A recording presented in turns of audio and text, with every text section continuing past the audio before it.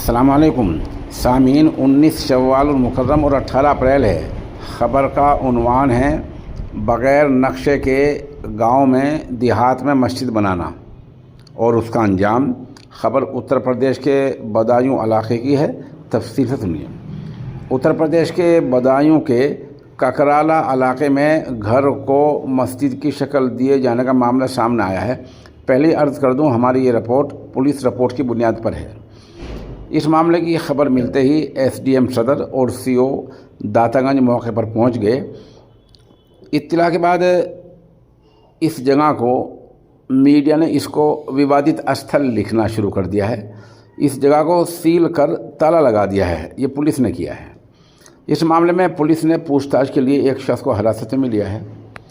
ककराला के वार्ड 9 में मस्जिद का खुफिया तरीके से गुपचुप नाजायज़ तरीके से तामीर करने का मामला सामने आया है। इस मस्जिद की तामीर वार्ड 4 के रहने वाले डॉक्टर मुंतज़िर वल्द नवीदाद ने की है। उन्होंने बताया कि उनकी मां नसीमा बानो की ख्वाहिश थी कि अपनी ज़मीन पर एक मस्जिद की तामीर हो।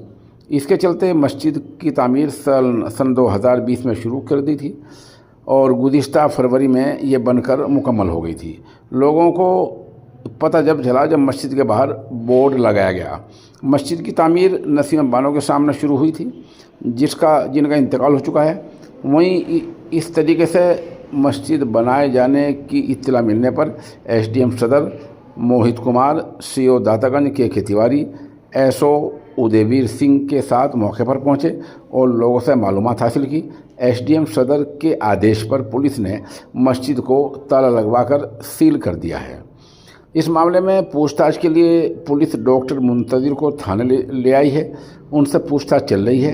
एसओ उदयवीर सिंह ने बताया कि उन्हें जानकारी मिली थी कि घर में इज्तिमाई तरीके से नमाज़ पढ़ी जा रही है। जब मौके पर जाकर देखा तो पाया कि घर को मस्जिद की शक्ल दे दी गई थी और नमाज़ पढ़ने के लिए काफ़ी जगह बनाई गई थी। मामले की जानकारी आला अफसरान को दी गई है।